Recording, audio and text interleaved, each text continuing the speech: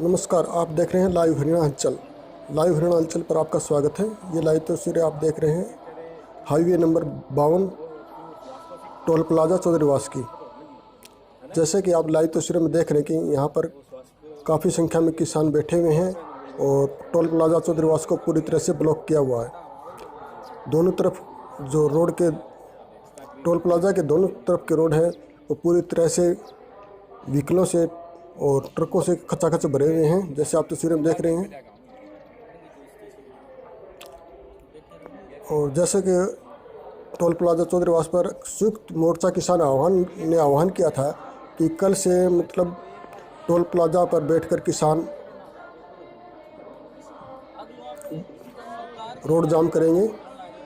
उसी के दौरान आज जो ये लाइव तस्वीरें आप देख रहे हैं किस तरह से इन लोगों ने पूरा जो हाईवे टोल है पूरी तरह से बंद किया हुआ है।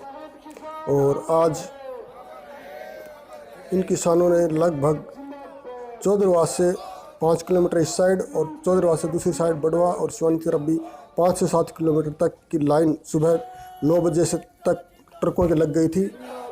और आइए चले हम दिखाते हैं आपको इसी की एक छोटी सी हलचल।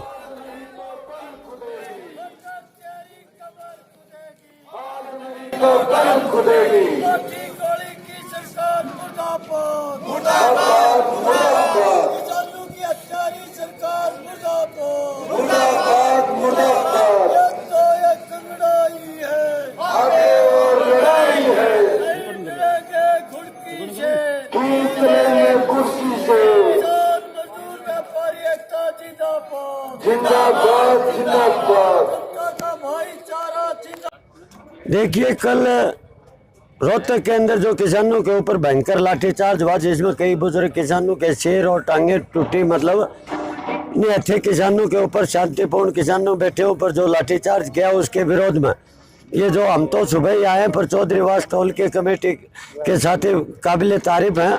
उनकी बहादुरी करनी पड़ेगी कि उन्होंने रात ने 10 ही बजे मोर्चा संभाल लिया था और बड़ी संख्या में रात को ही किसान और नौजवान चौधरीवास टोल के धरने के ऊपर बैठे थे। वो चौधरीवास टोल की कमेटी भी आपको बताएगी। और पूरे हरियाणा में जो टोल जाम है, टोल के ऊपर रास्ते जाम है, जो भी संयुक्त मोर्चे का आह्वान आएगा जब तक ये आंदोलन जारी रहेगा। बाकी तमाम साथी जो यहाँ ड्राइवर कंडक्टर या आम जनता को जो तकलीफ हो रही है उनसे माफ़ी चाहते हुए कि संयुक्त मोर्चे की तरफ से हमारा आम जनता को तकलीफ करने का कोई वो मकसद नहीं है।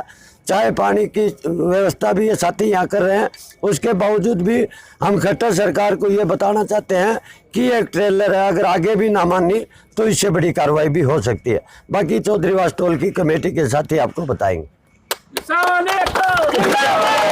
आज जो कल शाम को हमारा जो टोल है चौधरीवास 7 बजे हमने बंद कर दिया था और उसके बाद में लगातार से बंद किया है। एम्बुलेंस है या कोई ज़रूरी जो जाना चाहता हो, जैसे कोई बीमार है या कोई और दूध का टैंकर है, वो हम निकाल रहे हैं।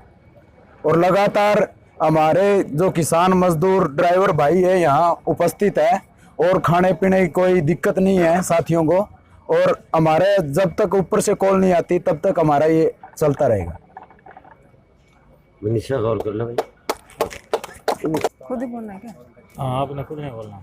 देखो, कल जो हमारे बुजुर्ग के साथ रोहतक में हुआ, जो पुलिस प्रशासन अगर उन पे डंडे भी चलाती है तो कम से कम ये तो देख लेना कि आगे भाई जवान लड़के खड़े हैं, बुजुर्ग खड़े हैं। ऊपर से जो भाजपा नेत्री सोनाली फोगाट जी हैं, उनका ये बयान आता है हिसार वाली घटना पे कि तुमने हमारा क्या उखाड़ लिया, तो आज देख लो हमने तुम्हारा क्या उखाड़ लिया। ये तो छोटी सी फिल्म है। अगर इसके बाद में हमारे ऊपर से जो भी निर्णय आएगा अगर वो लागू हो गया ना, ये कहीं मुंह दिखाने के लायक नहीं रहेंगे।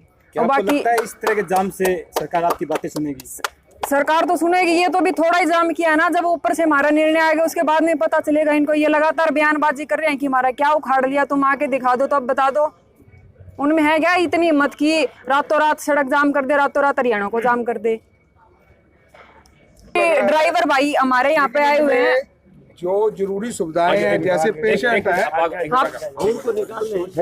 हम गाड़ी वाले बोल रहे हैं, मैं तो बोल रहे हैं हम रात 10-11 बजे के यहाँ जब से रुका है इनके समर्थन में रुके हुए हैं।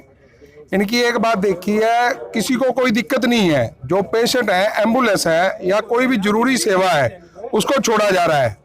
ठीक है ना। कुछ समय पहले आर्मी की गाड़ियां आई हैं, उनको भी छोड़ा गया है, ठीक है। सरकार क्यों नहीं सुनेगी? सरकार ने किसी को दिया क्या है? हम गाड़ी वालों का डीजल बढ़ा दिया, उसमें किसानों की भी मार है, भाड़े ही वहीं पे रुके हैं। अगर इसी बात को सरकार सुनती है तो किसान और हम लोग क्यों रोड पे बैठे? सरकार के पास ये बात का जवाब है। सरकार बोल रही है कि तीनों कानून सही हैं, ठीक है, कोई एक फायदा बता दो उनमें। यहाँ पे हमें कोई दिक्कत नहीं है, जितनी गाड़ी वाले हैं, ठीक है ना, उन सभी को चाय भी मिल रही है, खाने का भी प्रबंध हो रहा है, ठीक है, शांतिपूर्वक हो रहा है। किसी गाड़ी वाले का कोई कांच नहीं फूटा। ये पूरे ऑल वर्ल्ड में ऐसा पहला आंदोलन है जिसमें किसी पैसेंजर को, कोई पब्लिक को कोई तकलीफ नहीं है, ठीक है। अगर आज रोड जाम किया, ये थोड़ी तकलीफ होगी ना, इसमें आने वाले कल में पब्लिक का फायदा है। उनको मालूम होना चाहिए कि कौन बैठा है, किसके लिए बैठा है। ये सिर्फ श्रीमान जी एक बताइए, 3 महीने से अधिक से इस आंदोलन का चलते हुए हो चुका है, हाँ जी, अभी तक किसी प्रकार का मतलब आशा की किरण भी नजर नहीं आ रही कि हाँ कुछ जी। समाधान होगा। अब इतने बड़े फैसले लिए जा रहे हैं, कहीं पर रोड जाम किए जा रहे हाँ जी, हैं, हाँ। कहीं पर मतलब आम जनता को परेशानी है, हाँ। आप उसके बारे में क्या कहना चाहते हैं कि सरकार के कुछ असर होगा या सर, नहीं होगा? आने वाले फ्यूचर में ना ये आम जनता के लिए हो रहा है। हम गाड़ी वाले हैं, हम गाड़ी वाले ना कचरे कबाड़ से लेके फ्रूट तक के लेके हर एक चीज की ढोआ ढुआई करते हैं, लेकिन फिर भी हम बुरे माने जाते हैं। क्यों? हम ट्रक ड्राइवर हैं, लेकिन हम इन बातों को इग्नोर करते हैं। अभी सरकार इग्नोर कर रही है ना, अभी तो ये शांतिपूर्वक चल रहा है, चलेगा भी शांतिपूर्वक। 3 महीने तो यहाँ हुआ है ना, हरियाणा, पंजाब और राजस्थान में। पंजाब में तो ये पहले से चल रहा है, 6 महीने से चल रहा है, 6-7 महीने से चल रहा है। अंग्रेजों के टाइम पे भी हुआ था, भगत सिंह के चाचा जी ने किया था, 9 महीने तकरीबन वो चला था, तब भी सुनवाई हुई थी। ये काले अंग्रेज क्यों नहीं सुनेंगे? कारपोरेट घरानों की सुनते हैं, पब्लिक ने इनको बिठाया है। आखिरकार हम माने कि हमारे जो किसान हैं, हमारे यहाँ के लोग हैं, या नहीं मानेंगे? नहीं, चाहे साल लगे, चाहे 2 साल लगे, चाहे अगली सरकार आने। मेरी बात सुनो बाबू जी, ये रोटी और नस्ल की बात आ गई है, ठीक है ना। ये हमारी बहनें हैं, यहाँ बुजुर्ग माएँ आती हैं, दिल्ली में बैठे हैं, वो किसके लिए बैठे हैं?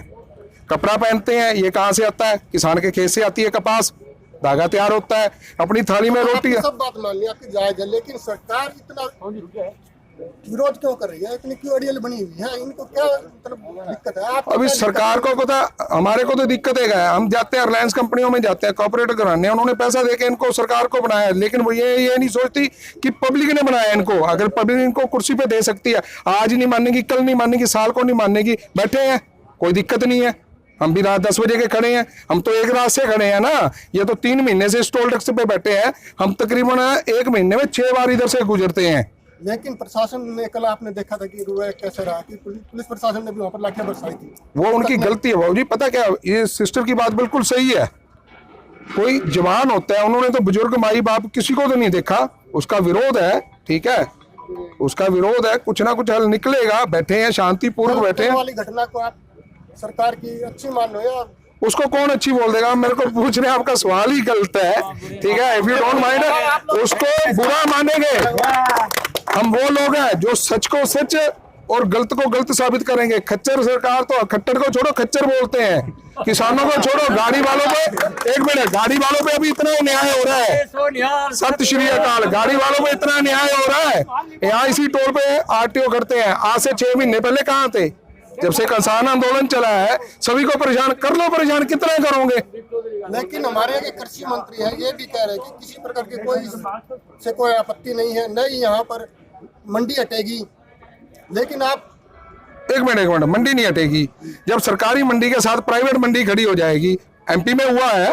एमपी में खुद शिवराज सिंह चौहान का जो एरिया है ना, भोपाल का एरिया, वहां सीहोर में हुआ है, चने की खेती हुई है, ठीक है। 40-50 का चना अखबार में आ रहा, 20-22 में बिका है। 7-8 करोड़ लेके प्राइवेट व्यापारी वहां से भाग गया। किसान किसको बोलेगा? सरकारी में जो आड़ती और किसान का रिश्ता है, 9 मास का रिश्ता है, ठीक है ना। अगर सरकारी मंडी नहीं हटेगी तो प्राइवेट मंडी लगाने का फैसला क्यों है? सरकार एक तरफ तो से कह रही है कि मंडी नहीं हटेगी, एक तरफ से कह रही है कि सरकार खुद फसल खरीद देगी। तो आप किसको सही मानते हो? जो मंडी पहले चल रही है कि ठीक है, किसान आता है और मंडी में रुकता है, ठीक है, अपनी फसल बेचता है, अभी सीधा कांटे पे आएगा, ठीक है, कांटे पे आएगा, प्राइवेट मंडी होगी, प्राइवेट मंडी में आएगा, लेबर का काम खत्म होगा, ठीक है, आड़ती का काम खत्म होगा, किसान का काम कौन सा आसान होगा?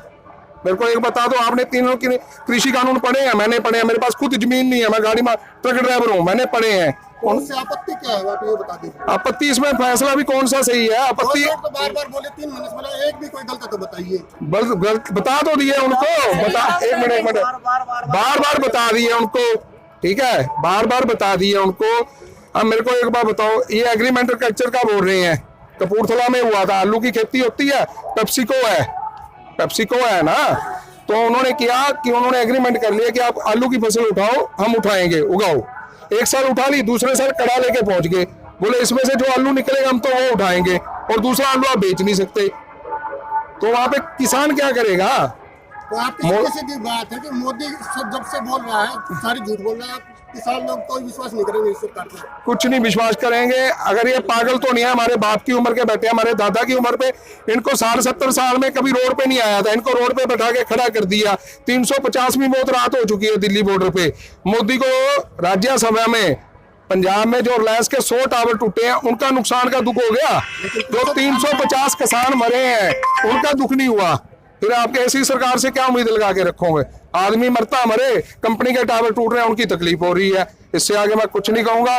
हमारे लिए तीनों कानून कोई मायने नहीं रखते, ठीक है। जब तक ये सही नहीं होता, हमारे किसान लोग बैठे हैं, हम भी उनके समर्थन में हैं, ठीक है जी।